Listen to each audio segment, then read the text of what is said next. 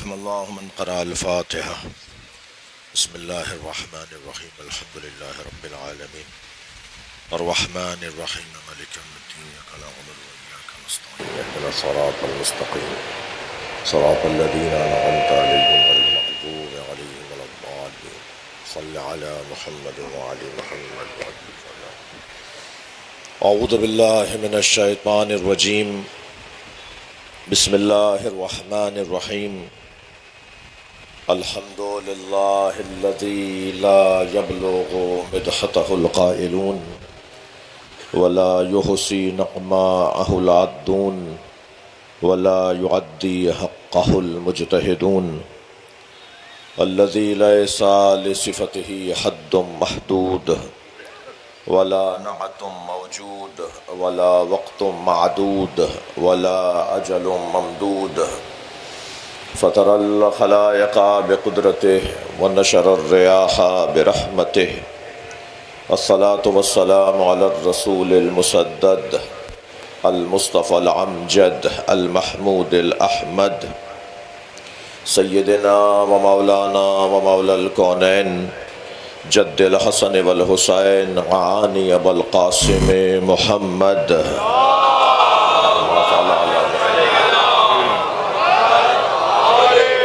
وآله الطيبين الطاهرين المعصومين الذين قال الله إنما يريد الله ليذهب عنكم الرجس أهل البيت ويطهركم تطهيرا.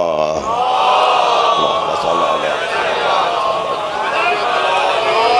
ولعنة الله على أعدائهم أجمعين من يوم عداوتهم إلى قيام يوم الدين. أما بعد، قال الحكيم في قرآن الكريم: بسم الله الرحمن الرحيم. يوم ندعو كل أناس بإمامهم ومن أوتي كتابه بيمينه فأولئك يقرؤون كتابهم ولا يظلمون فتيلا.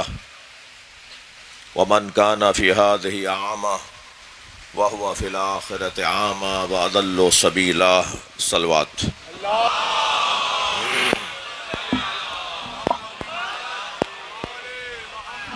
اس سے بلند صلوات ہدیہ کریں.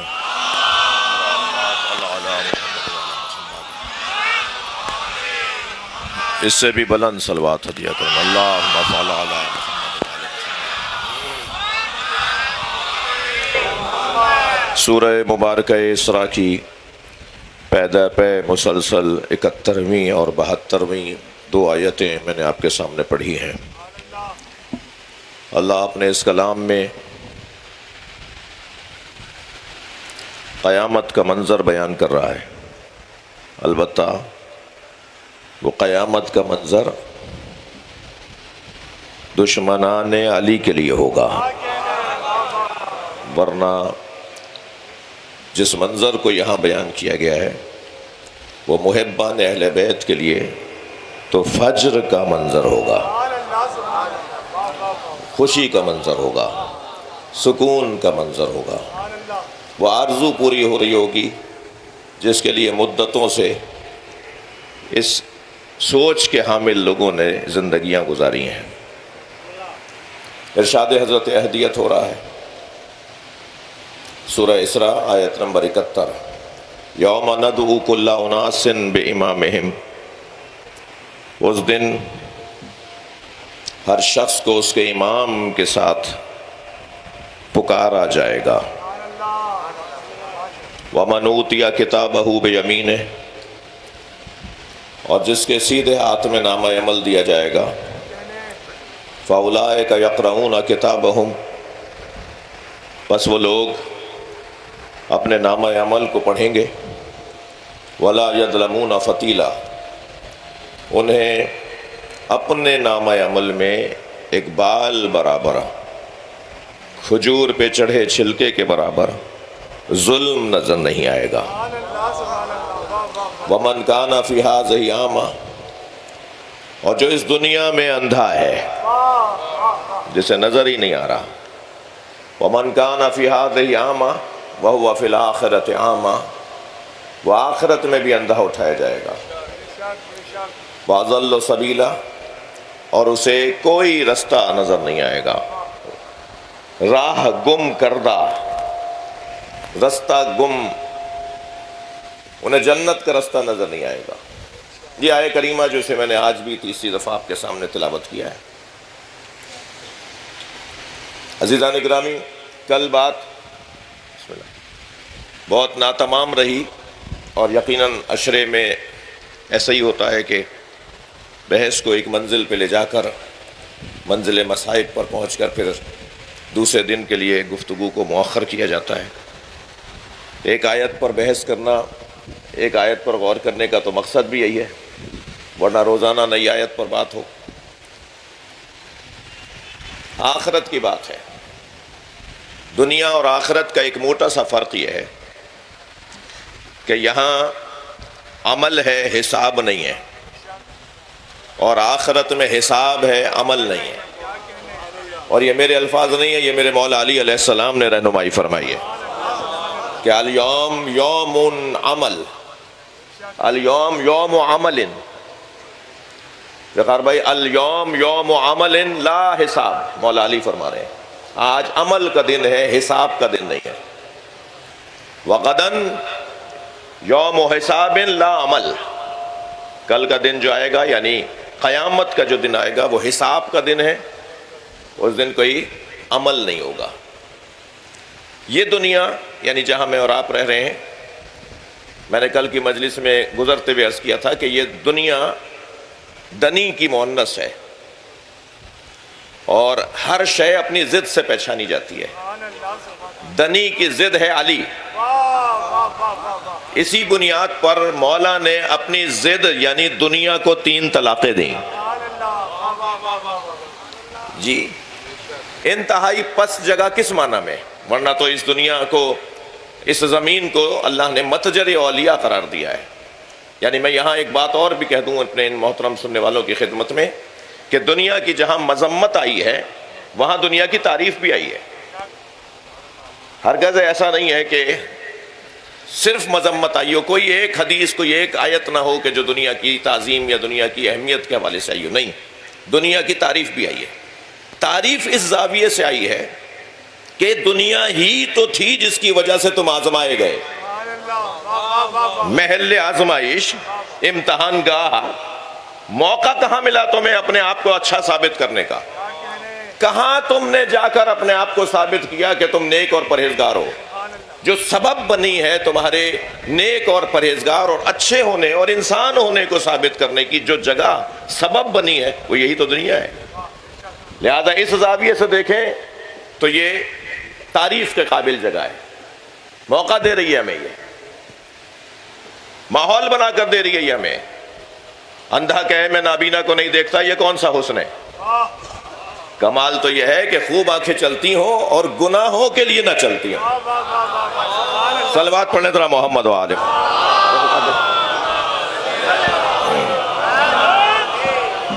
تو یہ اس زاویے سے اس کی تعریف بھی آئی ہے۔ لیکن جس زاویے سے دنیا کے بارے میں مولا علی فرما رہے ہیں دنیا غری غیری، ہے دنیا جا کسی اور کو بہکا، میں نے تجھے 3 طلاقیں دے دی ہیں، لا رجعت فیہا، اب اس میں کوئی رجوع کا حق بھی نہیں ہے۔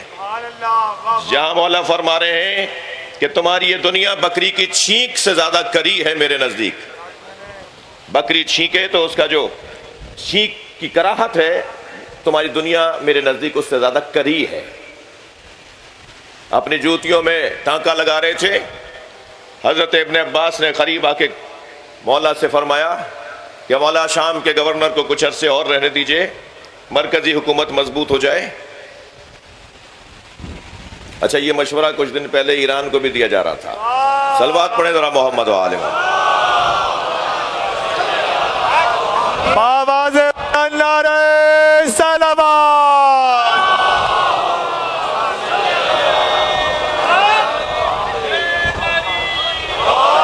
مولا سے ابن عباس رضوان اللہ تعالیٰ علیہ نے، مولا کے شاگرد ہیں، مولا کے چچزاد بھی ہیں، مولا کے خاندان کے بھی ہیں، کہ مولا کچھ دن کے لیے مرکزی حکومت کو مضبوط ہونے تک وہاں کچھ عرصے تک گورنر کو رہنے دیجئے، پھر اسے ہٹا دیجئے گا جس کے لیے آپ نے عزل نامہ لکھ کر بھیجا ہے، معزولی کا لیٹر بھیجا ہے۔ تو حضرت نے اپنی جوتیوں کو دیکھا، پھر ابن عباس کو دیکھا، فرمایا ابن عباس ان کی قیمت کیا ہے؟ یہ جو میری جوتیاں ان کی قیمت کیا ہے؟ تو حضرت ابن عباس نے فرمایا مولا اس میں تو اتنے پیبند لگ چکے ہیں، اتنے اس میں ٹانکے، اس میں اتنے جوڑ لگ چکے ہیں کہ وہ خریدے گا ہی نہیں۔ حضرت نے فرمایا جو میری جوتی تمہارے نزدیک قیمت کی حامل نہیں ہے، جس کی کوئی قیمت نہیں ہے، یہ جوتیاں تمہاری دنیا سے زیادہ عزیز ہیں مجھے۔ نعرہ حیدری۔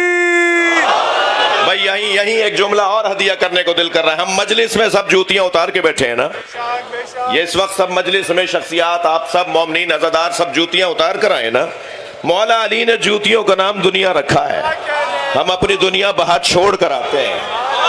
جب امام بارگاہ میں آتے ہیں تو حیثیتوں کو چھوڑ کر آتے ہیں، سب فقیر حسین بن کر بیٹھتے ہیں۔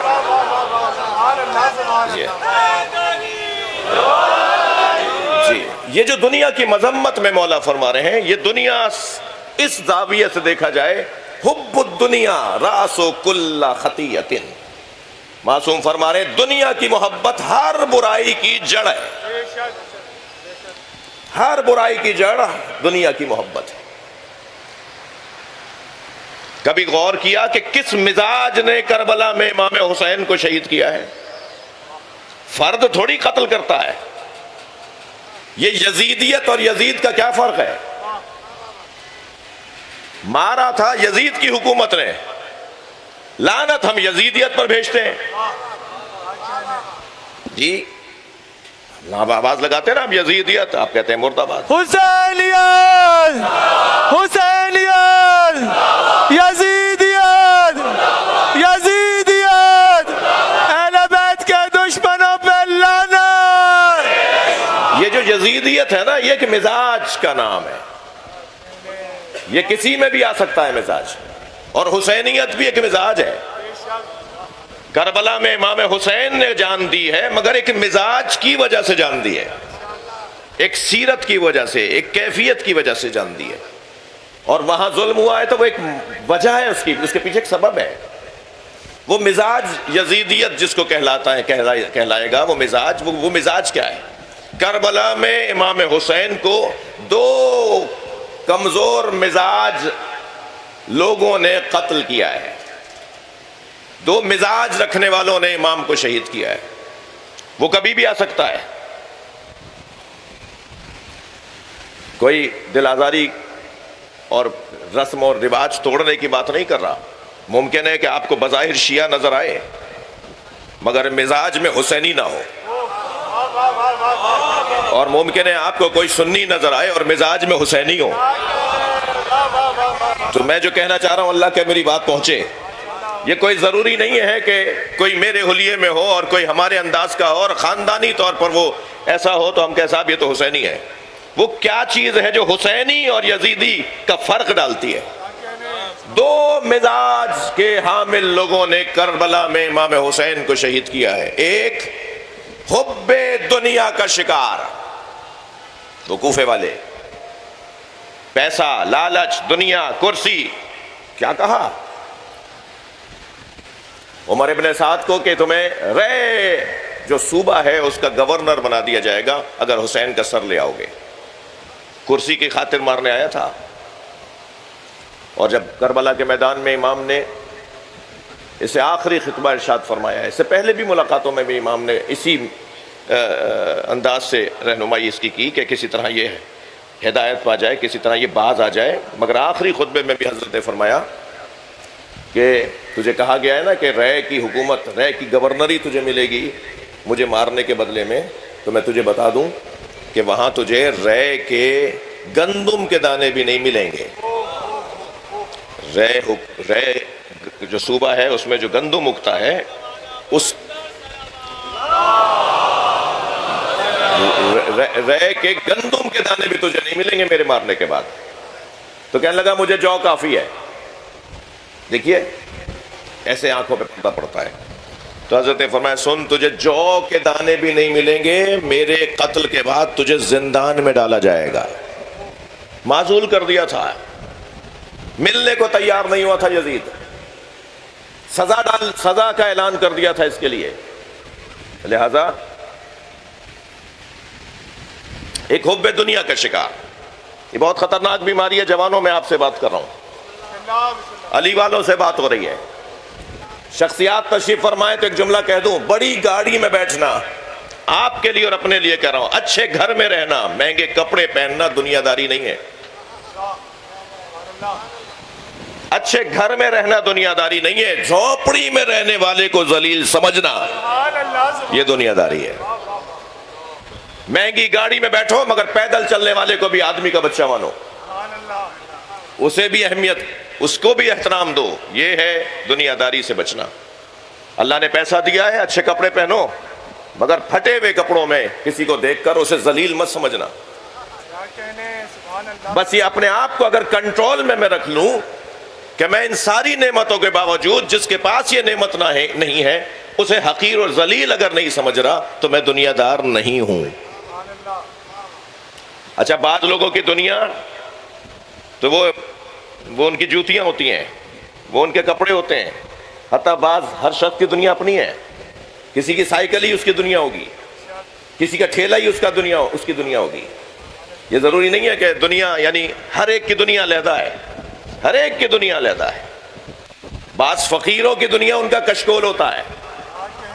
ہاں, کشکول, فقیر جو لیے ہوئے ہے وہ کشکول اس کی دنیا ہوتی ہے, اس کے بغیر گزارا نہیں ہے. بس ہر وہ چیز جو میری ذات کی مجبوری بن جائے وہ دنیا ہے, اور جس چیز سے جب چاہوں ہاتھ اٹھا لوں یہی میرا زہد ہے. صلوات پڑھ لیں محمد و آل محمد.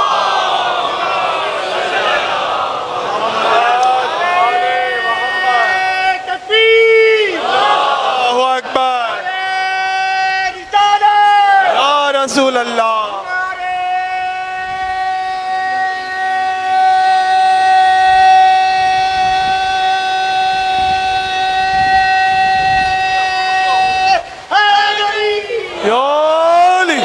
جناب محترم سینیٹر وقار مہدی صاحب تشریف فرمائیں. میں ان کے توسط سے یہ کہنا چاہوں گا کہ سیاستدانوں کو, حکمرانوں کو ہر کچھ مدت کے بعد فقیروں اور مسکینوں کے ساتھ بیٹھنا چاہیے, اور جو ایسا کرتے ہیں وہ کامیاب بھی ہیں. یہ فقراء اور مساکین کے ساتھ بیٹھنے کا کیا فائدہ؟ کیوں بیٹھنا چاہیے؟ اس لیے کہ انہیں احساس ہوگا کہ ان کی زندگیوں میں کیا مشکلات ہیں, اور پھر انسان اپنے آپ کو قابو میں رکھے گا کہ نہیں, ہم اسی ماحول میں رہتے ہیں, اسی دنیا میں رہتے ہیں, ہمارے ماحول میں ایسا ہو رہا ہے. میں کسی بات کی طرف اشارہ نہیں کر رہا, لیکن ہمارے یہاں ایک کیفیت ہے ایک مدت سے پاکستان کے اندر کہ حکمرانوں کو کسی کو نہیں پتا ہوتا کہ صبح جو دن آنے والا ہے ہماری حکومت بھی رہے گی یا نہیں رہے گی. اب یہ کس وجہ سے ہے میں اس پہ بات نہیں کر رہا, مگر یہ جو کیفیت ہے نا کہ دوسرا دن ہماری حکومت کا رہے گا یا نہیں رہے گا, یہ کیفیت بھی غنیمت ہے. اس لیے کہ کم سے کم اپنے قابو میں تو رہو, کہ کیا معلوم کہ یہ جو آج اختیارات ہیں وہ کل باقی نہ رہے. بات روشن ہے. یہ جو دنیا ہے نا میرے عزیزو, یہ دنیا واہمات کی جگہ ہے, توہمات کی جگہ ہے, دھوکوں کی جگہ ہے, فریبوں کی جگہ ہے, ملمہ کاریوں کی جگہ ہے کچھ اور, نظر کچھ اور آتا ہے. مگر آخرت ایسی نہیں ہے. یہاں ہم اپنا اختیار استعمال کریں گے, لیکن آخرت میں اللہ کا اختیار چلے گا. وہاں ہم اپنی پسند سے لائنیں تبدیل نہیں کریں گے, توجہ ہے, وہاں ہم اپنی پسند سے گھر نہیں بدلیں گے, وہاں ہم اپنی پسند سے اپنے مولا, اپنے مرشد, اپنے پیر نہیں بنائیں گے. وہاں جو تم نے دنیا میں کیا ہوگا وہی ملے گا. لہذا قیامت کا جو منظر ہے بڑا حسین منظر ہے. میں نے کل کی گفتگو میں ایک اصطلاح استعمال کی تھی, اسے ذرا دوبارہ صرف تکرار کر رہا ہوں تاکہ کل کے دوست مضمون کے ساتھ متصل ہو جائیں. یہ جو دعوت ہے نا, یوم ندعو کل اناس بامامہم, قیامت کے دن ہر شخص کو اس کے امام کے ساتھ اٹھایا جائے گا. یہ جو دعوت ہے یہ دعوت قیامت میں تکوینی ہے اور دنیا میں تشریعی ہے. دعوت کی دو قسمیں ہو گئیں, بلانا, پکارنا. اللہ پکار رہا ہے یا نہیں پکار رہا کہ نماز پڑھو, روزہ رکھو, حج کرو, نیکیاں کرو, برائیاں نہیں کرو, یہ اللہ کہہ رہا ہے نا, مگر کوئی ایسا کر رہا ہے, کوئی ایسا نہیں کر رہا. تو اختیار چل رہا ہے یہاں پر. یہاں پر تو عزیزان گرامی شریعت کا حکم ہے، کر لیا تو ثواب، نہیں کیا تو عذاب، مگر یہاں کچھ کا اس کا نتیجہ نہیں نکل رہا۔ ایک معنی سے عرض کر رہا ہوں، مگر آخرت میں ایسا نہیں ہے۔ آخرت میں مجال نہیں کسی کی کہ وہ اپنی پسند سے کچھ کر لے۔ جی قرآن مجید میں ایک لفظ بار بار استعمال ہوا ہے، اور وہ لفظ ہے من، میم نون من۔ یہ ہماری اردو والا من نہیں ہے جو وزن کے بارے میں استعمال ہوتا ہے، من، وہ من یعنی وہ۔ قیامت کے دن پروردگار عالم نے 4 جگہ من کا لفظ اتنا حسن کے ساتھ استعمال کیا ہے، وہ اپنے اختیار کا استعمال کر رہا ہے۔ ارشاد ہوتا ہے لا یشفعون الا من لہ الرحمن، قیامت کے دن کوئی کسی کی شفاعت نہیں کرے گا مگر جسے رحمان اجازت دے گا۔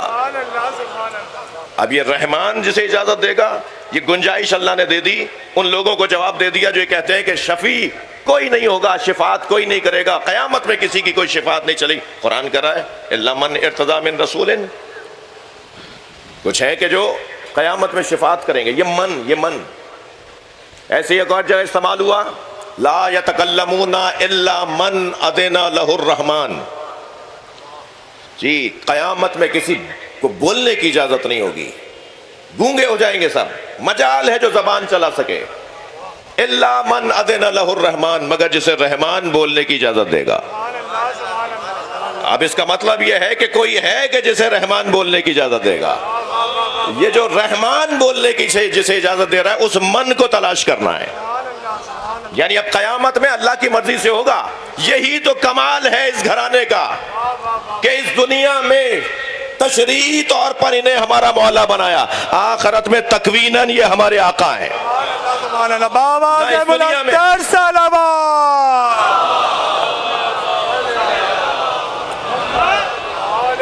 لا یتکلمون الا من اذن لہ الرحمن، اس دن جسے رحمان اجازت دے گا وہی بات کرے گا۔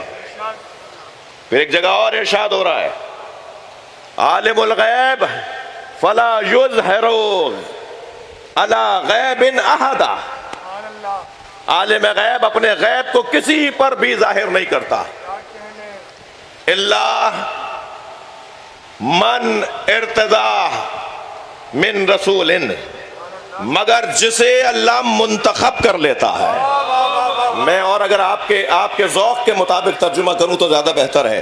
اللہ اپنے غیب کو کسی پر ظاہر نہیں کرتا، مگر اللہ اپنے غیب کو اس پر ظاہر کرتا ہے جسے مرتضی بنا دیا ہے۔ صلوات پڑھ لیں محمد و آل محمد۔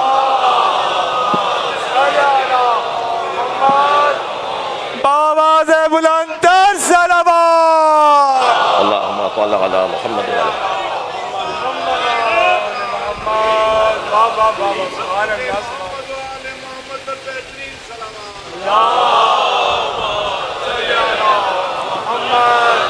ایک اور آیت ہدیہ کرنے کو دل کر رہا ہے۔ پروردگار عالم ارشاد فرما رہا ہے یوم لا ینفعون مال ولا بنون الا من اتی اللہ بقلب سلیم۔ وہ قیامت کا منظر وہاں ہوگا کیا؟ وہاں چلے گی کس کی؟ وہاں اختیار کس کے پاس ہوگا؟ وہ اختیار تام رکھنے والا اللہ وہاں اعلان کر رہا ہے کہ وہاں میں کچھ لوگوں کو اختیار دوں گا۔ بھائی یہی تو ہم ایک مدت سے پکار رہے ہیں کہ انہیں یہاں مانو کہ جن کی وہاں چلے۔ اللہ کرے میری بات جائے۔ صلوات پڑھے ذرا محمد و آل۔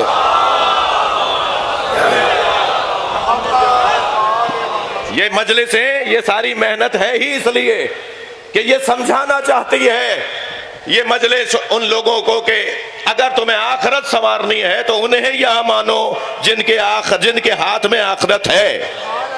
میں اپنے مدعا پر ایک واقعے کی طرف اشارہ کروں گا۔ حضرت ابو ایوب انصاری رضی اللہ تعالیٰ عنہ رضوان اللہ تعالیٰ علیہ خانہ کعبہ کا طواف کر رہے ہیں۔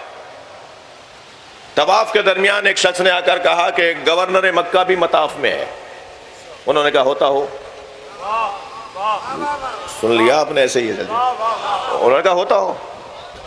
تو پھر اس نے کسی نے آ کے کہا اچھا ایسا ہوتا ہے. پھر اس نے کسی اور نے آ کے کہا کہ حضور گورنر مکہ بھی خانہ کعبہ کا طواف کر رہا ہے اور آپ کے ساتھ مطاف میں ہے. وہ طواف کی خاص جگہ ہے نا, ہر جگہ سے طواف نہیں ہوتا نا. تو انہوں نے کہا میں اس وقت اللہ کی عبادت میں مصروف ہوں. یہ خبر پہنچ گئی گورنر تک, وہ بھی قریب آہستہ آہستہ قریب آیا اور حضرت ابو ایوب انصاری کے قریب آ کے کہنے لگا کہ میں گورنر ہوں. تو انہوں نے پہلے اسے دیکھا, پھر کعبے کو دیکھ کے کہا میں اللہ کی عبادت میں مصروف ہوں. تو ایسے لوگوں کو بولنا تو خوب آتا ہے. تو فوراً کہنے لگا میں اللہ ہی کی خاطر آپ سے بات کر رہا ہوں. تو حضرت نے فرمایا کہو کیا کہنا چاہتے ہو. کہا کوئی میرے لائق خدمت, میں آپ کے کام آ سکوں. تو حضرت ابو ایوب انصاری نے کعبے کو دیکھ کر پھر اسے دیکھا اور فرمایا آخرت میں کچھ دے سکتے ہو. تو اس نے فوراً کہا کہ نہیں آخرت میں تو میں کچھ نہیں دے سکتا. تو حضرت نے فرمایا دنیا میں نے چھوڑ دی ہے, آخرت میں تم کچھ دے نہیں سکتے تو تم سے مانگوں کیوں. بھائی یہاں ایک فیصلہ ہو گیا, آخرت میں جو دے سکتا ہو دنیا میں اس سے مانگا جائے گا. یا علی مدد, یہ عین توحید ہے.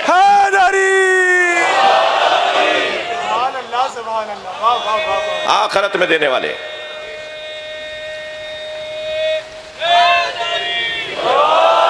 آخرت میں دینے والے مل کر جی جی جی جی. اب وہاں کیا ہوگا, یومن لا ينفع مال ولا بنون. بھائی ایک ایسی منزل پر میں آپ کو لے آیا ہوں جو میرے ذوق کی منزل ہے, اور اللہ کرے مولا میری مدد کرے اور میں جو کہنا سوچ رہا ہوں وہ کہہ پاؤں. قیامت میں کیا منظر بیان ہوا, لا ينفع مال, نقی بھائی لا ينفع مال ولا بنون. آخرت میں نہ مال فائدہ پہنچائے گا نہ اولاد, نہ مال فائدہ پہنچائے گا نہ اولاد. الا من عطا اللہ بقلب سلیم, مگر جسے اللہ نے دنیا میں قلب سلیم بخشا ہوگا اس کا مال بھی وہاں کام آئے گا, اولاد بھی. یہی مطلب ہوا, اللہ کا یہی مطلب ہوتا ہے. اللہ کا لفظ لگ کر جو پچھلا حکم ہے اسے مکمل بدل دیا جاتا ہے. لا فتح, کوئی جوان ہی نہیں ہے. بھائی سارے جوانوں کا انکار ہو گیا, مگر جیسے ہی اللہ لگا تو علی سمجھ میں آ گئے. اللہ علی.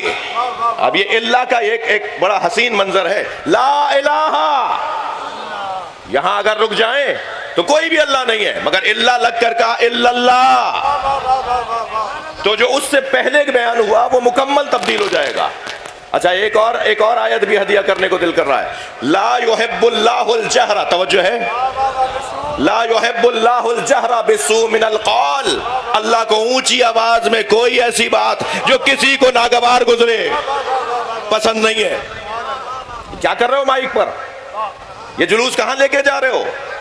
اللہ کہہ رہا ہے لا يحب اللہ الجہر بالسوء من القول, اونچی آواز میں کوئی ایسی بات, جہری آواز جو کسی کو ناگوار گزر رہی ہے. لا يحب اللہ, اللہ کو پسند نہیں ہے. مگر اللہ آ گیا, اللہ من ظلم, مگر جس پہ ظلم ہوا ہے وہ اونچی آواز میں بات کرے چاہے کسی کو ناگوار گزرے, اللہ کو پسند ہے. نعرہ تکبیر, نعرہ رسالہ, نعرہ حیدری, بر حبیب خدا و خاتم الانبیاء بلندتر صلوات.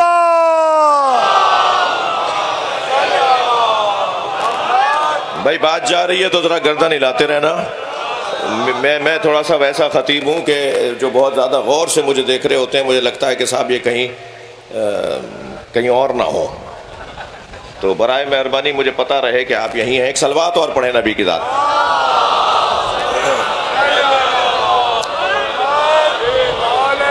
اور بر صغیر کی مجالس کا اپنا ایک رنگ ہے, اپنا ایک انداز ہے, اپنی ایک تہذیب ہے, اور آپ کی توجہات میرے ساتھ ہیں. میں اس کا بہت بہت زیادہ ممنون اور متشکر ہوں. مگر آیت بڑی حسین میں نے آپ کو سنا دی ہے. اور پڑھنے کا ثواب مجھے ملا اور سننے کا ثواب آپ کو ملا۔ ارشاد ہو رہا ہے کہ یوم لا ینفع مال ولا بنون، وہ دن ہے کہ جس دن نہ مال کام آئے گا اور نہ ہی اولاد کام آئے گی۔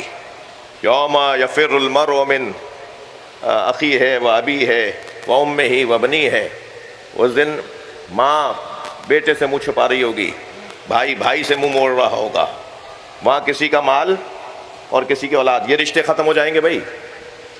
یہ جو آپ کے یہاں بھائی ہیں نا، یہ بھائی تو ہیں مگر وہاں رشتے کی بنیاد پر کوئی کام نہیں آئے گا جی، یہ رشتے سب ختم ہو جائیں گے۔ یہ جو محترمہ آپ کے ساتھ جڑی ہوئی ہیں اہلیہ کے عنوان سے، یہ وہاں اہلیہ نہیں رہیں گی جی۔ اب خواتین بھی تو مجلس سن رہی ہیں، کہیں وہاں سے پرچی نہ آ جائے مولانا بد دعا مت دیجئے، ہم بھی نہیں رہنا چاہتے، یہیں برداشت کر لیا کافی نہیں ہے۔ تو یہ ضروری نہیں ہے کہ جو یہاں زوجہ ہے، جو یہاں شوہر ہے، وہ وہاں بھی زوجہ اور وہاں بھی شوہر رہے، ایسا نہیں ہے۔ جو رشتہ یہاں کا ہے یہ مادی رشتہ ہے، یہ دنیاوی رشتہ ہے، آخرت میں یہ قائم نہیں رہے گا۔ صرف ایک جوڑا ہے جو وہاں چلے گا، صرف ایک جوڑا ہے جو وہاں باقی رہے گا، صرف ایک میاں بیوی ہے جو وہاں بھی زن و شوہر رہیں گے، وہ ہیں فاطمہ اور علی۔ اس کا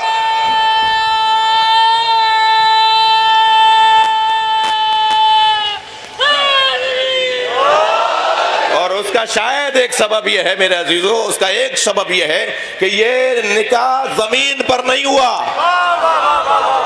ہمارے نکاح زمین پر ہوتے ہیں، یہیں ختم ہو جائیں گے، لیکن یہ نکاح صرف زمین پر نہیں ہوا، دو جگہ پڑھایا گیا ہے، عرش پر اللہ نے پڑھایا اور فرش پہ مصطفیٰ نے پڑھایا۔ تو یہ رشتہ یہاں بھی رہے گا اور وہاں بھی رہے گا، یہ واحد جوڑا ہے جو وہاں بھی رہے گا۔ ہمارے یہاں کہہ تو دیا جاتا ہے کہ رشتے آسمانوں پر بنتے ہیں، ارے بھائی رشتے آسمانوں پہ بنتے ہیں تو زمین پہ ٹوٹتے کیوں ہیں؟ رشتے آسمانوں پہ نہیں بنتے، رشتہ ہی آسمان پہ بنا ہے۔ یہ ضرور ہے کہ مزاجوں کو دیکھا جاتا ہے تو کہا جاتا ہے بھائی جوڑا بڑا اچھا ہے، بھائی کف ہے کف، بھائی ایک جیسے ہیں، ہم پلہ ہیں۔ یہ ہم پلہ کا لفظ بول تو دیا جاتا ہے مگر دنیا میں کوئی ہم پلہ نہیں ہے۔ میں جناب خدیجہ کی جوتیوں پہ سر رکھ کر بی بی سے سوال کروں گا تو بی بی بھی یہی جواب دیں گی کہ میں محمد مصطفیٰ کے برابر نہیں ہوں۔ تو جب جناب خدیجہ سرکار کے برابر میں نہیں ہے تو کسی اور زوجہ کا کیا نام لوں؟ تو نبی کی کوئی زوجہ نبی کے برابر نہیں ہے، تو کوئی کسی زوجہ کوئی شوہر کے برابر نہیں ہے۔ یہ کیسے کہہ دیتے ہیں ہم کہ برابری کی بنیاد پر رشتہ ہوا ہے؟ بھائی ایک ہی رشتہ برابری کی بنیاد پر ہوا ہے، وہ ہے علی و بطول کا رشتہ۔ یہ دونوں ہر اعتبار سے برابر ہیں۔ اس وقت میرا مضمون نہیں ہے مگر آپ کے چہرے کی بشاشت مجھے کہہ رہی ہے کہ میں ایک جملہ اور یہاں بی بی کی خدمت میں ہدیہ کر دوں۔ یہ واحد جناب زہرا کا اور مولا علی کا رشتہ ہے جو برابری کی بنیاد پہ بنا ہے۔ علی صاحب عصمت اور سیدہ صاحب طہارت، یہ دونوں کی طہارت دیکھیں گے آپ۔ مردوں کی زندگی میں کوئی دن ایسا نہیں آتا جس دن وہ نماز سے عاری ہوں۔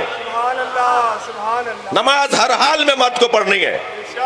کوئی ایک دن نہیں آتا ہماری زندگی میں کہ ہم نماز فجر یا ظہر اثر یا مغرب یا ایک دن یا 2 دن کے لیے نمازیں معاف ہو جائیں، مگر خواتین کی زندگی میں 3 دن اور 3 دن سے زیادہ 10 دن تک ایسے دن آتے ہیں کہ وہ نمازوں سے عاری ہو جاتی ہیں۔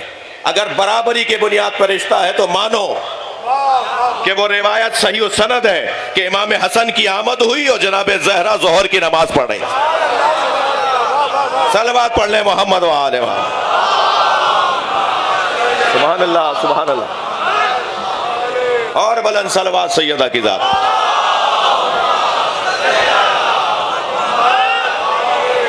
وہ بات جو میں آپ کو ہدیہ کرنا چاہ رہا ہوں وہ یہ کہ وہ دن ہے میر صاحب کہ جس دن لا ینفع مال ولا بنون، نہ اولاد کام آئے گی، یعنی نسل ہی نہیں رہے گی، نسبتیں ہی نہیں رہیں گی۔ وہاں نسبتیں وہ رہیں گی کہ جن کے لیے اللہ ارشاد فرما رہا ہے کہ اللہ من عطا اللہ بقلب سلیم، جنہیں اللہ نے قلب سلیم عطا کیا ہے ان کے رشتے برقرار رہیں گے۔ ایک منزل بیان ہے اور ایک اپنا مدعا اور اپنا عقیدہ ہے جس کی ترجمانی کرنے کی اس منبر سے کوشش کی جائے گی. دیکھیے اس آیہ کریمہ کو ذہن مبارک میں بٹھا کر پھر سرکار کی یہ حدیث کہ اسنادہ صحیح، جس کی سند صحیح ہے، اور یہ وہ حدیث ہے جو میں آپ کو سنانے جا رہا ہوں جو سنی بھائیوں نے بھی نبی کی حدیث کو صحیح کہا ہے، اور شیعہ متون کے اندر بھی ائمہ اہل بیت نے نبی سے اسے منسوب کیا ہے اور فرمایا ہے کہ یہ نبی نے فرمایا ہے.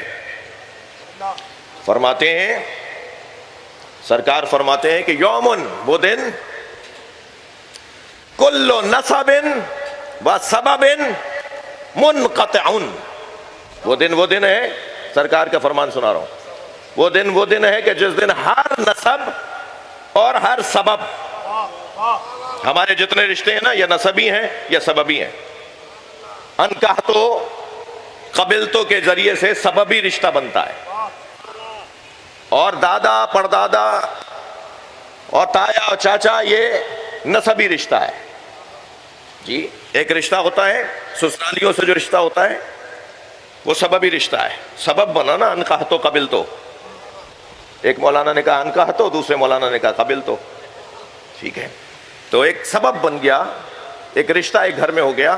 اب اس کے جو بھائی ہیں شوہر کے یا بیوی کے وہ بھی رشتہ دار ہو گئے، وہ جو اماں ہیں ان کی، وہ شوہر کی بھی ساس جو ہیں وہ ماں کی طرح ہو گئیں. یہ سببی رشتہ ہے. اور ایک نسبی رشتہ ہے کہ تایا چچا کے ہیں جی، ایک دادا کی اولاد ہیں، یہ نسبی رشتہ ہے. سرکار فرما رہے ہیں کہ وہ دن ہے کہ جس دن کلو نسب و سبب مقطوع منقطع ہو جائے گا، الا نسبی و سببی، مگر میرا نسب قیامت کے دن منقطع نہیں ہوگا. میرا نسب، میرے رشتے قیامت کے دن منقطع نہیں ہوں گے. اچھا قیامت کے دن نبی کا رشتہ منقطع نہیں ہوگا. اس دنیا میں اگر ہم عقیدہ نہ ہو کوئی نبی کے ساتھ، اگر اسی دنیا میں نبی کا ہم عقیدہ نہ ہو کوئی نسبی یا سببی رشتہ دار، تو اسی دنیا میں رشتہ منقطع ہو جاتا ہے. دلیل دے دوں بھائی؟ دیکھیے یہ جو رشتے ہیں نا، کسی نبی کی امت کا کوئی فرد جو اس نبی کا رشتہ دار ہے، رشتہ دار بھی ہے اور امتی بھی ہے، اگر نبی کا ہم عقیدہ نہیں ہے، توجہ، تو اسی دنیا میں وہ رشتہ منقطع ہے. اور سرکار فرما رہے کہ میرا رشتہ تو قیامت میں بھی منقطع نہیں ہوگا. دلیل حضرت نوح کا بیٹا، وہ نسبی رشتہ دار تھا یا نہیں؟ وہ بیٹا تھا یا نہیں؟ قرآن نے کہا انہو لیسا من اہلک، یہ تمہاری اولاد نہیں ہے. کیا مطلب ہے؟ معصوم نبی سے اللہ بات کر رہا ہے. اس کا کیا مطلب ہے کہ یہ معاذ اللہ ہم وہ سوچ سکتے ہیں کہ جو اس کا بعض لوگ سوچیں کہ صاحب عصمت کے اوپر سوال اٹھ رہا ہے؟ نہیں، تمہارا ہم عقیدہ نہیں ہے، تمہارا نظریہ نہیں رکھتا، تمہارے اللہ کو نہیں مانتا، تمہیں نبی نہیں مانتا، لہذا اسی دنیا میں تمہارا رشتہ دار نہیں ہے. انہو لیسا من اہلک. اچھا دلیل بھی دے دی اللہ نے، انہو عمل غیر صالح، اس لیے کہ اس کا عمل ہی ٹھیک نہیں ہے. طے ہو گیا کہ اگر رشتہ دار، کسی نبی کا رشتہ دار اسی دنیا میں نبی کو نہ مانتا ہو تو وہ تو اسی دنیا میں منقطع ہو جائے گا. اور نبی فرما رہے کہ میرے رشتے تو قیامت میں بھی منقطع نہیں ہوں گے. یہی دلیل ہے کہ نبی کے آباء و اجداد دین حنیف پر تھے، موحد تھے، اللہ کو مانتے تھے. اگر اللہ کو نہ مانتے ہوتے ابو طالب تو قیامت میں منقطع ہو جاتے، جیسے حضرت نوح کا بیٹا منقطع ہو گیا. بآواز بلند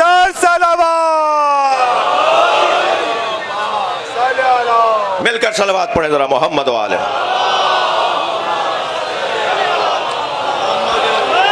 پھر میں محترم سننے والوں کی توجہ چاہوں گا.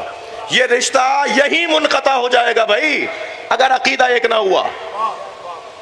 یہ جو وابستگیاں ہیں نا، یہ جو تعلقات ہیں، یہ تعلقات 4 بنیادوں پر بنتے ہیں، جسے عاطفہ کہتے ہیں، جسے تعلق کہتے ہیں. ایک عاطفہ زوجیت ہے، میاں بیوی کا پیار.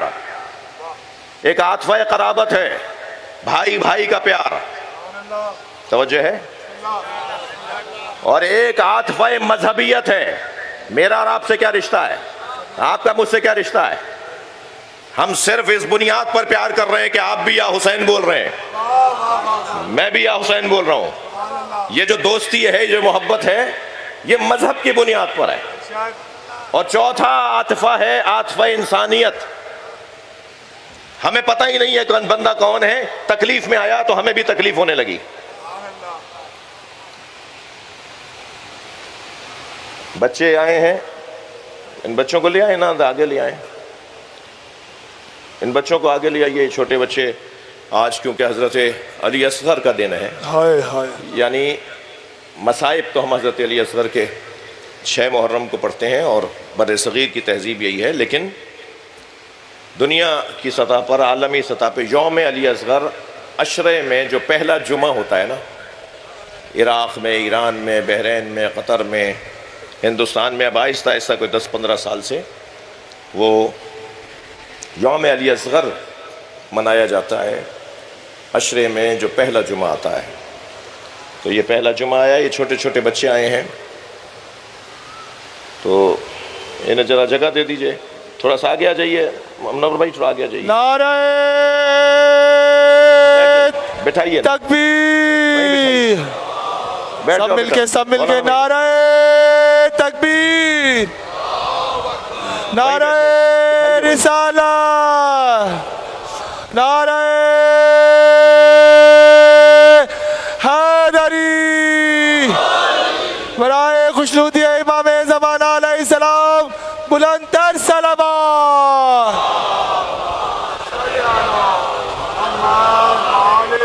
ہٹا لو یہ بینر، ہٹا لو میرے لال، یہ بینر ہٹا لو، بچوں کو بیٹھیں دو. انتظامی کے دوست دیکھیں نا، انتظامیہ کے دوست دیکھیں، ذرا منظم کریں انہیں. ایک اور بلند صلوات پڑھیں.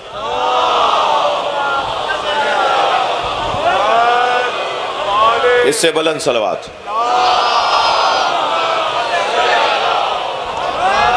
نبی نے فرمایا ہے کہ قیامت میں میرا نسب باقی رہے گا.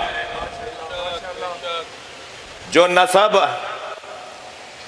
دنیا میں منقطع ہو جاتا ہو، جیسے حضرت نوح کا نسب ان کے بیٹے سے منقطع ہو گیا، تو آخرت میں اگر یہ نسب باقی رہے گا تو ماننا پڑے گا کہ نبی کے آباء و اجداد جتنے بھی نسبی اور سببی رشتہ دار ہیں وہ سب دین حنیف پر تھے، وہ سب اللہ کو ماننے والے تھے. میں اس بحث میں بہت دیر نہیں رکنا چاہ رہا کہ ہر قبیلے کا ایک بت تھا. میں طالب علم ہوں، دعویٰ کر رہا ہوں، اپنے مزاج سے ہٹ کر دعویٰ کر رہا ہوں. ہر قبیلے کا ایک بت تھا، کوئی بنی ہاشم کا بت ثابت کرے. صلوات پڑھیں ذرا محمد و آل محمد.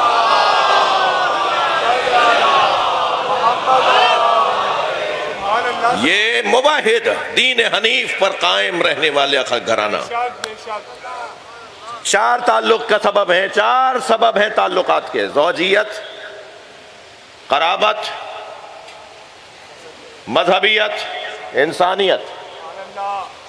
مگر ان چاروں میں جو جاذبہ عاطفہ مذہبیت ہے وہ ان تینوں کے اوپر غالب اور حاکم ہوتا ہے. جی آپ کا اور اگر فلاں کا مذہب ایک نہیں ہے تو قرابت داری بھی کام نہیں آئے گی. کتنے رشتہ دار آپ روکھے روکھے واجبی سا ان سے ملتے ہیں، دل نہیں ملتا اس لیے کہ اس کے دل میں علی نہیں رہتا. کتنے ہی رشتہ دار ہوں گے آپ کے کہ ایسا ہے معاشرے کے اندر. تو مذہب حاکم رہتا ہے تعلقات میں. یہ فطرت ہے بھائی. سنی کو سنی سے پیار ہوگا، یہ فطرت ہے. شیعہ کو شیعہ سے پیار ہوگا، یہ فطرت ہے. ہندو کو ہندو سے لگاؤ ہوگا، یہ فطرت ہے. عیسائی عیسائی کے ساتھ بیٹھے گا، یہ فطرت ہے. کوئی اعتراض کی بات نہیں ہے، یہ فطریات کا مسئلہ ہے. مذہب کا جو عاطفہ اور تعلق ہے وہ سارے تعلقات کے اوپر غالب آ جاتا ہے. قرابت داری بھی کام نہیں آتی، انسانیت بھی کام نہیں آتی. جی زوجیت بھی ٹوٹ جاتی ہے. امرأۃ لوط و امرأۃ نوح، قرآن کہہ رہا ہے نا، نوح اور لوط کی زوجائیں کانتا تحت عبدین من عبادنا الصالحین، ہمارے 2 نیک اور صالح بندوں کے ساتھ تھیں. فخانتہما، مگر ان دونوں نے اپنے شوہروں سے خیانت کی. حضرت نوح کی زوجہ قرآن، حضرت لوط کی زوجہ قرآن. اور قرآن نے کہا کوئی فائدہ نہیں ہوا اس زوجیت کا. یہ زوجہ اب زن و شوہر تو بنے مگر ان کے زن و شوہر ہونے کا کوئی فائدہ نہیں ہوا، اس لیے کہ انہوں نے اپنے شوہر جو کہ نبی تھے ان کے ساتھ خیانت کی. تو اگر زوجہ بھی نبی کے ساتھ خیانت کرے تو وہ زوجیت کام نہیں آتی، کیونکہ مذہب دونوں کا ایک نہیں ہے. حضرت نوح کے بیٹے کی میں نے ابھی مثال دی، خرابت داری تھی نا، مگر خرابت داری کام نہیں آئی کیونکہ مذہب ایک نہیں ہے. توجہ ہے؟ ماننا پڑے گا کہ ابو طالب کا اور محمد مصطفیٰ کا مذہب ایک تھا، ورنہ عاطفہ قرابت کام نہ آتا، ورنہ رشتہ داری کام نہ آتی. یہ رشتہ داری کا کام آنا بتا رہا ہے کہ مذہب ایک ہے. اپنے بچے کو جسے گود میں پالا ہو اسے مولا بولنا یہ ابو طالب کا جگر ہے. لہذا دعوت ذوالعشیرہ میں آواز دے کر گا قم یا سیدی و مولائی، اے میرے سید ہے میرے مولا کھڑے ہو جاؤ، وقل ما شئت، اور وہی بولو جو تمہارا دل کہہ رہا ہے. سرکار دو جہاں کو اپنا مولا بولا حضرت ابو طالب نے. یہ مذہب دونوں کا ایک تھا. خاندان ابو طالب پہ بلندتر صلوات.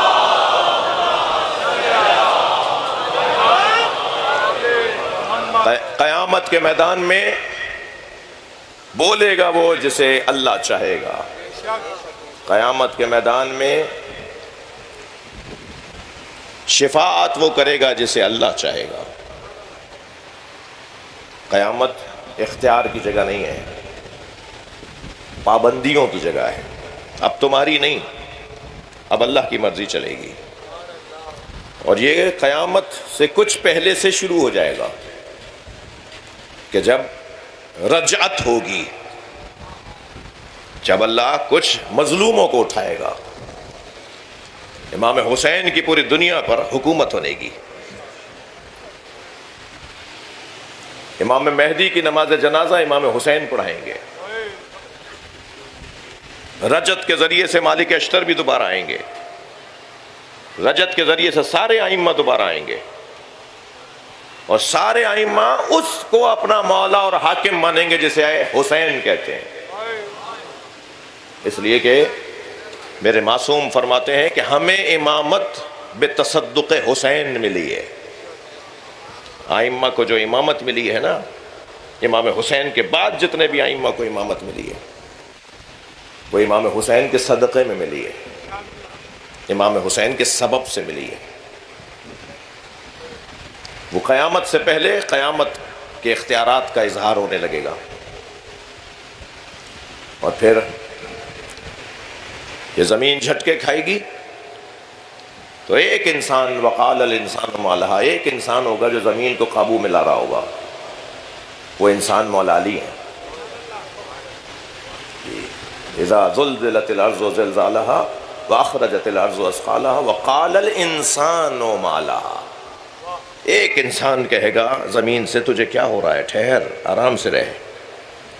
وہ انسان یومئذ تحدث اخبارہا، یہ ساری زمین کے اوپر جو کچھ ہو رہا ہوگا نا، ہوا ہوگا قیام شروع سے لے کے اور آخرت تک جو کچھ زمین پر گزرا ہوگا، وہ ساری رپورٹ، ساری گزارش سنائے گی اس انسان کو. اور وہ انسان مولا علی خود فرماتے ہیں میں ہوں. سنگین باتیں ہیں، بعض لوگوں کے لیے فوراً قابل ہضم نہیں ہے، مگر کرنے کی بات ہے، گوشہ کھولنے کی ضرورت ہے.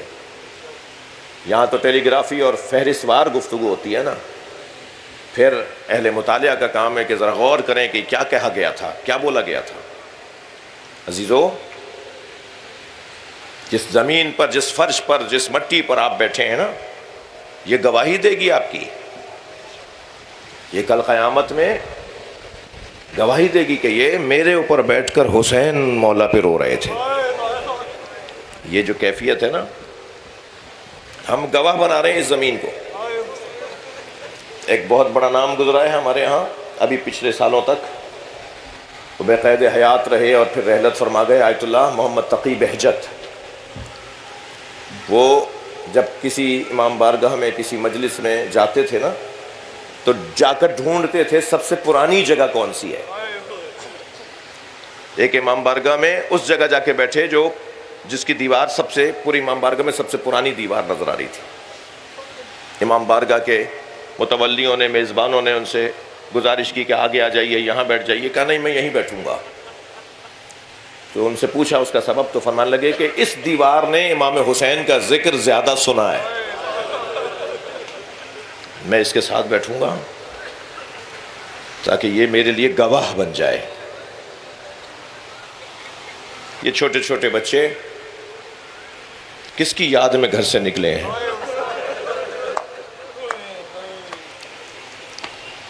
کربلا کے بچوں کا اگر ذکر کروں تو کلیجہ منہ کو آتا ہے۔ بڑا حوصلہ تھا حسینی بچوں کا، بلکہ میں اگر یوں کہہ دوں کہ ان حسینی بچوں نے حسینی قربانی کو 4 چاند لگا دیے تو غلط نہیں ہوگا۔ جھوٹی سے جھوٹی روایت بھی کوئی نہیں لے کر آیا کہ جناب سکینہ نے کہیں شکوہ کیا ہو، بلکہ اگر کبھی پانی آیا تو پھوپھی کو پانی بڑھا کے کہا، پھوپھی اماں آپ مجھ سے زیادہ پیاسی ہیں۔ یہ کیفیت رہی کربلا کے بچوں کی۔ اجرکم اللہ، اللہ آپ کو کسی غم میں نہ رلائے سوائے غم اہل بیت میں، ہمیں رونے رلانے والوں نہ قرار دے۔ جب کوئی تحریر لکھی جاتی ہے نا رونے والوں، تو تحریر کو مستند بنانے کے لیے آخر میں مہر لگائی جاتی ہے۔ مہر پہلے نہیں لگائی جاتی، مہر بعد میں لگائی جاتی ہے، اور وہ بھی سب کچھ لکھنے کے بعد لگائی جاتی ہے۔ امام حسین نے جو تحریر شہادت لکھی، اس میں ایک سطر کو عباس کہتے ہیں، ایک سطر کو علی اکبر کہتے ہیں، ایک سطر اون ہے، تو ایک محمد ہے، تو ایک قاسم ہے، ایک قیس ابن مسہر سیداوی ہیں، ایک ترمہ ابن عدی ہیں، ایک شوذب ہیں، عابس ہیں، اور پھر سب سے آخر میں آ کر اس تحریر کو مستند بنانے کے لیے مہر لگائی جسے علی اصغر کہتے ہیں۔ اور حضرت علی اصغر کے ذریعے سے امام نے اپنی پوری قربانی، مکمل قربانی کو مستند بنا دیا۔ تاریخ تو پوچھے گی نا کہ عباس نے کیا کیا تھا، تاریخ تو سوال اٹھا سکتی ہے نا کہ علی اکبر نے تمہارے کتنے مارے تھے۔ کوئی کہہ دے گا نا کہ قاسم نے 5 مارے تھے تب قاسم کو مارا گیا، مگر علی اصغر نے کس کو مارا تھا؟ اجرکم اللہ، اجرکم اللہ۔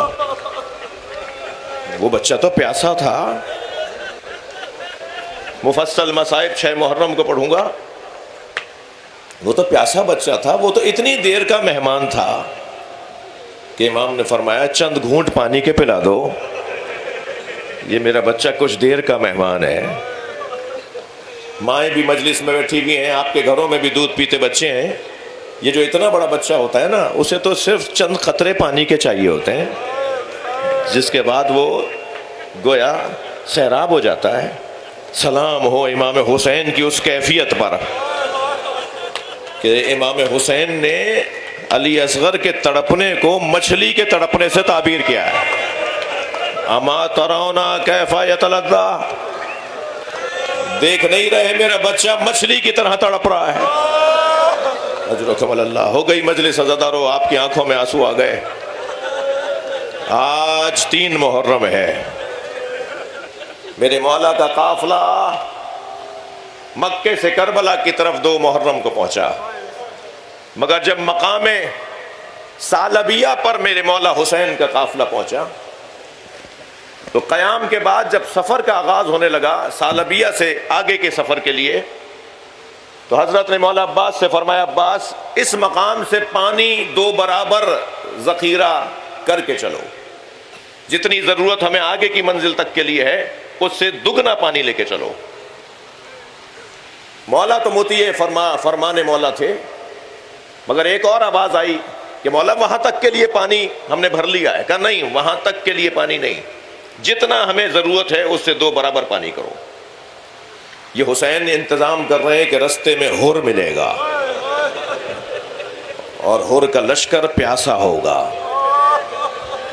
تو ہم جو کربلا میں پیاسے مارے جائیں گے وہ کربلا پہنچنے سے پہلے لوگوں کو پیاس سے نجات دیں۔ اور ایسا ہی ہوا، قافلہ کچھ آگے بڑھا تو کچھ لوگوں نے آ کر امام سے کہا، مولا ہمیں درخت نظر آ رہے ہیں، کھجور کے درخت نظر آ رہے ہیں۔ حضرت نے فرمایا عباس یہاں کوئی درختوں کی آبادی نہیں ہے، یہاں دور دور تک کوئی درخت نہیں ہے، کسی ٹیلے پہ کسی بلند جگہ پہ جا کے دیکھو یہ کیا ہے۔ جب جا کے دیکھا کچھ لوگ گئے آگے تک، واپس آ کے کہا مولا نیزے اٹھائے ہوئے 1000 سپاہیوں کا لشکر ہے۔ امام نے فرمایا ان کا استقبال کرو، یہ حر کا لشکر ہے۔ جب پہنچے نا دونوں قافلے آمنے سامنے آئے ہیں، سامنے سے حر ہے، ادھر امام حسین کا قافلہ ہے، تو حالت یہ تھی کہ حتیٰ گھوڑوں کی زبان پیاس کی شدت سے باہر آ رہی تھی، ان کے سوار گرنے پر تھے، کسی بھی وقت لوگوں کی جان دنیا سے چلی جاتی، یہ کیفیت تھی شدت عطش سے۔ امام نے فرمایا ان سب کو پانی پلاؤ، وہ جو میں نے پانی تم سے دگنا بھروایا تھا، ذخیرہ کروایا تھا، وہ ابھی نے پلانے کے لیے تھا۔ سب کو پانی پلایا۔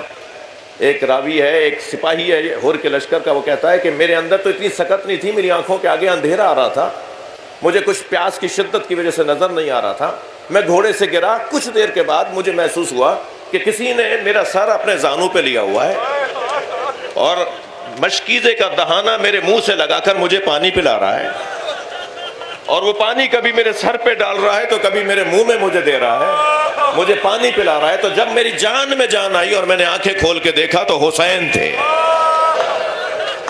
میں نے پوچھا آپ کون ہیں؟ کہا میں حسین ابن علی ہوں۔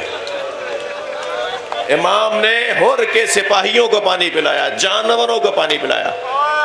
بلکہ آج میں مصائب آج کی مناسبت سے دوبارہ سے دیکھ رہا تھا تو ایک عجیب جملہ ملا، فرمایا عباس یہ جو گھوڑے ہیں نا، یہ 3 مرتبہ پانی چھوڑ کر پھر پانی پیتے ہیں تو سیراب ہوتے ہیں۔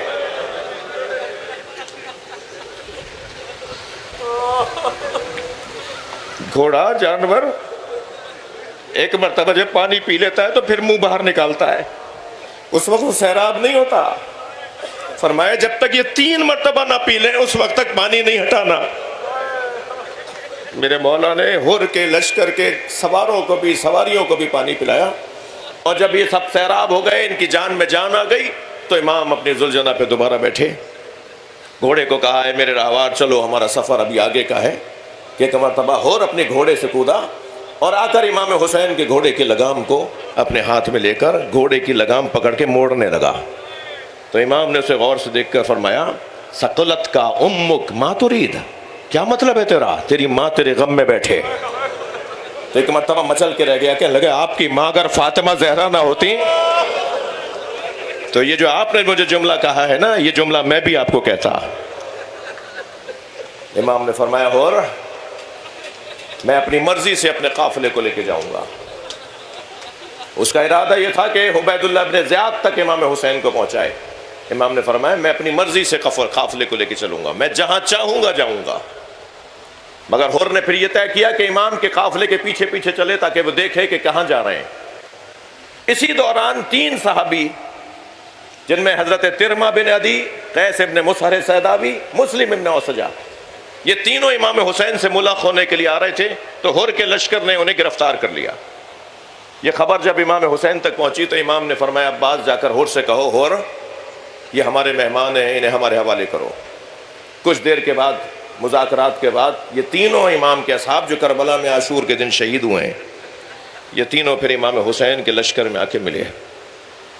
نماز کا وقت آیا، حر کے لشکریوں نے نماز جماعت کے لیے صفیں باندھی، امام حسین مصلی امامت پر آئے۔ امام نے فرمایا عباس جا کے حر سے پوچھو ہمارے ساتھ نماز پڑھے گا یا اکیلے؟ جب حر کو جا کر کہا نا کہ مولا نے تمہیں نماز میں آنے کی دعوت دی ہے، ہمارے ساتھ پڑھو، یہ اشارہ ہے نا۔ کہنے لگا فرزند زہرا نماز پڑھائے اور میں نماز سے محروم رہ جاؤں؟ معلوم ہے نا عزادارو امام یہ کیا کر رہے ہیں؟ اس کے دل میں جو ایمان کی چنگاری ہے اسے آتش ایمان میں تبدیل کر رہے ہیں۔ اور حر نے آ کر امام حسین کی پیچھے نماز پڑھی۔ یہ قافلہ کربلا کے میدان میں آ گیا۔ 2 محرم کو حسین کربلا میں آ گئے۔ شب عاشور حر اپنے بھائی مصعب ابن یزید ریاحی کو لے کر عمر ابن سعد کے خیمے میں گیا اور جا کے کہا کہ اے پسر سعد کل عاشور کے دن کیا حسین کو مارنا ہے؟ اس نے کہا کل حسین کو ہمیں قتل کرنا ہے۔ کہا اپنی رائے پر ذرا نظر ثانی کرو، یہ نبی کا نواسا ہے. کہا نہیں مجھے تو حکومت ملنی ہے, میں تو وعدہ کر کے آیا ہوں, میں تو طے کر کے آیا ہوں, میں کل حسین کو اور حسین کے ساتھیوں کو کربلا میں قتل کر دوں گا. تو وہاں سے تو نکلے مگر اپنے بھائی کے ساتھ خیموں کے درمیان کبھی دائیں کبھی بائیں, تو تھوڑا سا علیحدہ جا کر اپنے بھائی سے کہنے لگے ذرا کان لگا کے سنو کوئی آواز آ رہی ہے. اجرکم اللہ اجرکم اللہ. یہ واقعات کربلا ہیں جو عشر میں بیان ہوتے ہیں. ذرا کان لگا کے سنو کوئی آواز آ رہی ہے. تو ہور کے بھائی نے مصعب ابن یزید رہائی نے ہور کے بھائی نے کہا ہاں میرے کان میں آواز آ رہی ہے, کچھ بچوں کی آواز ہے جو العطش العطش ہائے پیاس, رات کی تاریکی ہے, نصف شب ہے, یہ بچے پیاس کی شدت سے سوئے نہیں, بلکہ کوئی بچہ ہے جو اپنی ماں سے کہہ رہا ہے اماں پانی, کوئی بچہ ہے جو اپنے بابا سے کہہ رہا ہے بابا پانی. عزاداروں ان بچوں میں ایک بچی ہے جو سارے پیاسے بچوں کو لیے بیٹھی ہے اور بار بار کہتی ہے کہ پانی کی ذمہ داری تو چچا عباس کی ہے نا, ذرا کل کا دن نمودار ہونے دو, میں چچا سے جا کے کہوں گی کہ ہمیں پانی پلاؤ. اجرکم اللہ اجرکم اللہ. اللہ آپ کو کسی غم میں نہ رلائے, سوائے غم اہل بیت میں ہمیں رونے رلانے والوں میں قرار دے. تو اپنے بھائی سے کہا, اپنے غلام کو بلایا, اپنے بیٹے علی کو بلایا ہور نے, اور کہا دیکھو میں اپنے آپ کو جنت اور دوزخ کے درمیان محسوس کر رہا ہوں. یہاں جہاں ہوں یہ دوزخ کا رستہ ہے, اور جہاں سے پانی پانی کی آوازیں آ رہی ہیں وہ جنت کا رستہ ہے. میں نے تو طے کر لیا کہ مجھے دوزخ میں نہیں جانا, اور میں حسین کی طرف جا رہا ہوں. تم میں سے کون ہے جو میرے ساتھ چلے گا؟ تو بھائی نے بھی بڑھ کر کہا کہ ہمیں بھی جنت میں لے جاؤ, اور غلام نے بھی بڑھ کر کہا میں بھی آپ کے ساتھ جاؤں گا, اور بیٹے نے بڑھ کر کہا بابا میں آپ کو تنہا کیسے چھوڑوں. جیسے ہی فجر کی اذان ہوئی, نماز پڑھی, کچھ سورج نکلنا شروع ہوا, تو ہر نے کہا میرا امامہ اتار دو, اس لیے کہ امامہ عزت دار لوگ پہنتے ہیں. میں نے تو اپنی عزت وہیں ختم کر دی تھی جب میں نے حسین کے گھوڑے کی لگام میں ہاتھ ڈالا تھا. میری تو عزت اسی وقت ہی ختم ہو گئی تھی جب زینب کے رونے کی آواز بلند ہوئی. اجرکم اللہ اجرکم اللہ. اور کہا میرا امامہ اتار دو اور میرے ہاتھوں کو باندھ دو جیسے کوئی اسیر جا رہا ہو, اور اپنے بیٹے اور غلام کے ساتھ امام حسین کی طرف بڑھا. ادھر امام حسین نے آتے ہوئے کچھ لوگوں کو دیکھا تو آواز دی عباس آمادہ ہو جاؤ ہمارا مہمان آ گیا. اللہ اکبر. بڑھ کر استقبال کیا, امام کے قدموں میں گر گیا, کہنے لگا مولا کیا مجھ جیسے کی بخشش ہے؟